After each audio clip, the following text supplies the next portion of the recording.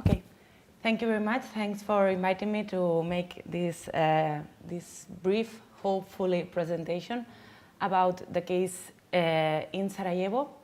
Well, now I am going to change a bit the scale. We are going to talk about urban planning and how it could be affected by conflicts such as a war. I will talk about Dobrinja, that it's indeed a neighborhood in Sarajevo, which it's not really well known. And as you may see, it's not maybe the image that we have about the reconstruction of Sarajevo, but it's going to explain us something else about especially the end of the war. Well, first, I was studying this case during my PhD that I finished 2 years ago, and this is one of the 3 cases that I studied then. Then I made a whole theoretical framework to work on these cases based on 2 main concepts. The first one was urbanism of security, and I used several authors that are quite well known, such as Foucault, Zizek, Sofsky, Bauman, and I tried to focus on how the security or this idea of securitization applied to cities, to reconstruction of cities, indeed. The other concept that I used was urban complexity, which indeed has almost the opposite sense, and was trying to analyze cities as a system, trying to understand how they evolve during the time. Some of the authors that I use, some were more related with urban planning or urban studies, and some others were more related with complexity or systems. Before I started to analyze my cases, I wanted to have a vision of how security and wars were influenced urban form during all the history of cities. Those cases are 2 cities that are the first urban settlements in history of humanity. One is Zat al-Huyuk in Anatolia, the other one is Ur in Mesopotamia. And I focused only in this relation between security and urban form. I made some schemes about how the urban form was related with these security issues, such as walls or those kind of massive concentration of buildings.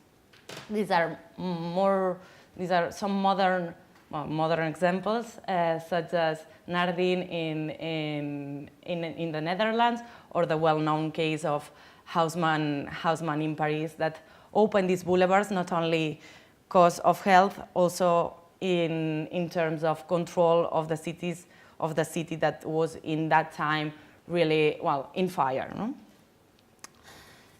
Well, I am going to introduce briefly the methodology that I use. Only 2 parts of it.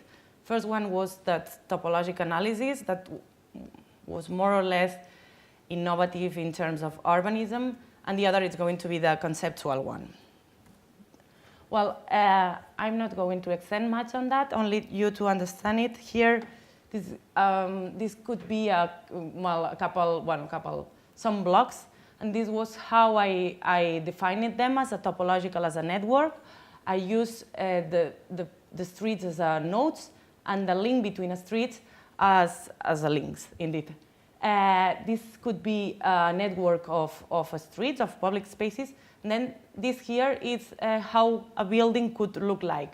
This is the main relation with the street, and then it appears as a tree. It means that it has no cyclical, well, sometimes they have, but mainly the buildings work as an uncyclical graph. And then using both of them, I could have like a topological graph of the whole urban form of a part of the city. Well, these are some examples that I use for representing battles in cities. I'm not going, those were previous from my PhD. And then for the PhD, I also developed a conceptual analysis it's that one here. It's really, well, it looks quite simple, but it was difficult to find it. And it was useful for all the cases that I studied, which indeed were I choose them because the urban form of the city has been really changed because those conflicts. Well, those are, the conceptual method was dividing the whole period of time that I was studying in 5 phases. Those phases were not one after the other, but I understood them as accumulating phases. First phase was initial urban form. I analyzed how the initial urban form was. Then phase 2, the increase of uncertainty. This means those periods of when the war broke out or other civil unrest occur. And then phase 3, I used the concept of apparatus, which came from Foucault. And in this sense, it's the application of the apparatus for security. Finally, I have phase 4. This is changing form, urban form, which indeed is where I can compare with phase 1. It's kind of, after all these processes, I could see how urban form was affected. And finally, in phase 5, I called it information flows. That it's a bit of the conclusion where I want to show where the city or the neighborhood seems to go further, like kind of a future prediction, something like that. Okay, then go into the case study, Dobrinja in Sarajevo. This is the period that I more or less studied, 92 to 2016. Well, this is only to have a bit of situation, location. This is the city of Sarajevo. Here, this is the city center. It was built in the 15th century. It was during the Ottoman Empire. Here we can see a photo, an image of how it looks like now. And well, it was. It's called Basharsha, it's an old market, and it was surrounded by residential areas because in the Ottoman tradition, it was always separate. Residential areas that were called mahallas were separated from the old market that in this case was called Basharsha. Then during the Austro-Hungarian occupation or rule, this area here, the center area was built. Well, this is only an example of how it looks like. It was kind of Viennese tradition, but that was really influenced by this Orientalism. No? One great example is the library of Sarajevo that everyone knows. It was built during this period, not during the Ottoman period, indeed. And then the rest of the city that is here, you could see that how it was placed. It was placed along in this narrow valley that it's located in between those hills here, and all this area from Mariendorf to the Bosna River was built during the socialist period, from the end of the Second World War till the Bosnian War, indeed, no, with Tito's rule and so on. And that the neighborhood that we are going to talk about is Dobrinja. It's placed here in this area. It was the last neighborhood to be built before the war, and it was the Olympic neighborhood. You can see an image here. These are an example of the socialist, some of the socialist buildings, and here an image of how Sarajevo looks like from the hills. Well, now we start the first phase. Here is the urban form of Dobrinja. This is how an urban block looks like. Those are the type of buildings. It's one staircase, four 4 apartments per floor, more or less. And then this kind of typology is repeated, and it makes those kind of use. And with some urban public space in the middle, with facilities, with sport plays, etc. And then it has one commercial boulevard. The rest of the area, it's quite residential. The buildings here, you can see the highest floor, highest building. The other ones are up to 8 till 3 floors. Here, this is one example. Well, here's how I developed these morphological models. You can see those are all the patterns that made Dobrynya. There were 9,000 dwellings were built. They should to be 15,000, but as you may see, this area was not developed, and also this area was not developed. Okay, one main thing is that the main axis that goes to central Sarajevo is this axis here. Then there are another one here that goes to Ilidza, and after that to center Sarajevo. And here that it's not drawn, but I say it. It's the airport, the main airport of Sarajevo. It's the farthest neighborhood of urban Sarajevo.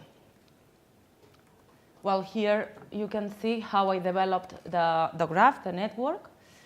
I'm not going to explain much about that because we are going to explain it later on, but those main lines and vertices are the public space, and the other ones, those here are the buildings. This is kind of network or graph expression, topological analysis of the urban form, only of a part of it.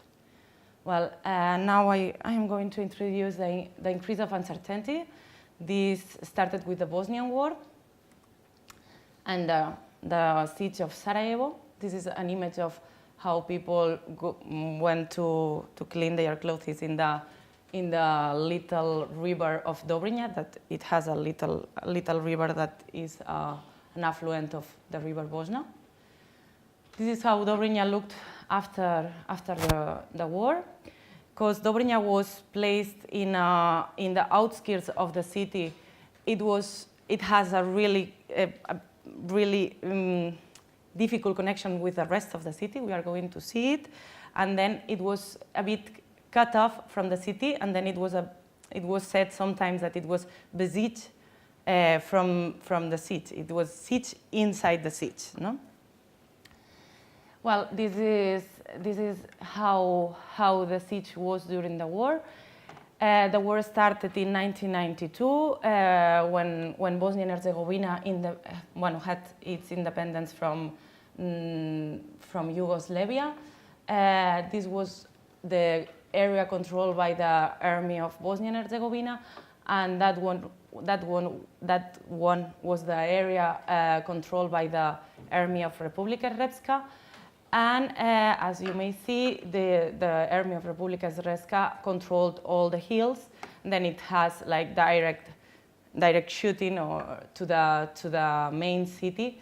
Here we have Dobrynya, that indeed has a really special place in the siege because it was in front of the airport. Here you can see these are some changes that have occurred about the fire lines during 1992, but this was mainly the result during all the war. The airport was occupied by the UN, and because here there was a hill. Here you can see it. Then really the neighborhood was quite cut off from the rest of the city. It was really difficult or dangerous to go from Dobrynya to the rest of the city. Here in the urban form, it was controlled by the army of Republika Srpska. This was controlled by the army of Bosnia and Herzegovina, and then as you may see here you have line fire, you have the other line fire here. Then it was a really an area really affected by the siege. Here, using the graphs, only show you that here appears the fire line. Then from one side they shoot to the other. All the links from one side to the other were not physically cut, but a topological cut. No one went from one part to the other. And because, as maybe you may know, one of the there were two main difficulties during the siege. One were to get supplies. It was really difficult to survive every day. And the other were the snipers. It was really easy to be shot by one sniper while you were crossing the street or going wherever. Then a lot of new collective spaces that were not in public space appear, and make new public spaces that indeed were not public, as we understand in normal use, or more or less normal use, of the city. Well, this lasts almost 4 years, and then I am going to go through the end of the war, which indeed had a really important implication in the urban fort of Dobrinja. Before ending the war, the peace agreement, Dayton Peace Agreement, was signed. It was signed by the President of Croatia, Franjo Tuđman, the President of Bosnia and Herzegovina, Alija Izetbegovic, and the President of Yugoslavia in that moment, that was Slobodan Milosevic. Here, it was decided not to change the border of Bosnia as it used to be before the war, but they arrived to this agreement because they designed another line that was the inter-entity boundary line that divided Bosnia-Herzegovina in two entities. One is Federation of Bosnia-Herzegovina, and the other one is Republika Srpska. Republika Srpska is that area, here is that area here, and here this is the federation. This borderline, boundary line, indeed it's not a frontier, it's not a border, was designed not in geographical mood, but it was more or less the fire line in that moment. And then they negotiated which part of the limits were in each side. This line was drawn in a scale of 1 to 600,000. Also has a related implication in Sarajevo. This was the region of Sarajevo. Here arrived the line, and then appeared this area that it's part of the federation, and now it's known as the Canton of Sarajevo. And this area here, that it's the new Sarajevo, Eastern Sarajevo. This city, or this new city here, was not a city before the war. Now it's kind of region city, something like that. As we may see, here are those urban plans that are being used nowadays. As you may see, they are totally independent one from the other. And this makes things really difficult to plan the region and to plan the city. However, Sarajevo, the urban Sarajevo, was not interfered by this boundary, but Dobrinja was, only in a little part. Here you can see it. This was the draw of the line, and as you may see, because it was drawn in this scale, this 1 to 600,000 scale, the line crossed buildings, and it was an totally artificial line, no relation with the site. And because there was loads of problems to decide which part of Dobrinja was in which side, and a jury came from outside of Bosnia and Herzegovina to decide how this line should be. And this is the final shape of this line. You may see that some buildings of Dobrinja, not many, appear to be in Republika Srpska, and the others stay in the Federation area. Well, this had loads of consequence in Dobrinja.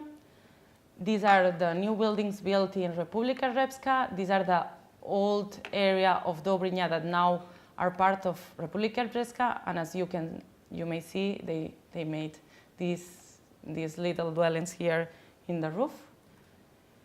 And here you may see how the urban form now looks like. In the Federation area, almost anything has been built. Okay, no, it's not true. There are some new schools and some new sport areas, but no more residential areas. But in the Republika Srpska, they have built a new urban city center that they want to be in Republika Srpska, the new urban city center of this Sarajevo, eastern Sarajevo. You may see all these blocks are new ones. Those were the ancient military barracks that now are converted in residential area or in facilities. And all the new links are made with the buildings that are in this side of the boundary. As you may see here, I use again this topological analysis. Here is the line, and in magenta, well, more or less here, and in magenta appear all the new links. As you may see, all the new links are in this side of the boundary. This is a direct construction of what this, I would say, country scale division has appeared to be in Dobrinja. Well, going off what is the future or what can happen in Dobrinja now that has this new boundary line. Here, these are the census of 2013. It appears how the ethnic groups are placed in the area of Sarajevo. You may see that in magenta you see the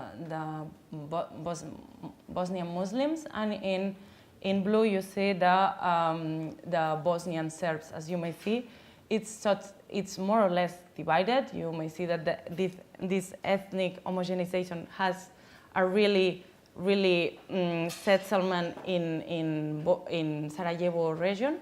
And here, this is another map which shows the urban density of the area. As you may see, almost all the urban area, the more dense area, is placed here in the Federation area, and this area here, it maintains quite rural indeed. This has as we have seen, these urban consequences in Dobrinja. This new area that it's barely related with the other one, but on the other side, it's true that because the urban density of the whole region, its place in the Federation area, these links here, these only links, are ones of the more used in Dobrinja. If you go there, you see that here there are loads of people going from one side to the other because there are economic interests from one side to the other. No, then it's true that in this ethnical component, it's this boundary is affecting, but in other senses, the economic and social relation between one part to the other, it's not still broken. Well, here only as a main conclusions, you can see, well, it's not more or less, you can see the difference between the morphological models from one before the war and nowadays, and here in the case of topological models where you really can see how it has been developed one side from the other. Well, as I've already said, although this homogenization process has has occurred, and indeed the census show that it has direct affectations in the region of Sarajevo. It's true that some links between one part and the other are really intense and really maintained. On the other side, I would say that the Dobrinja has been really, really,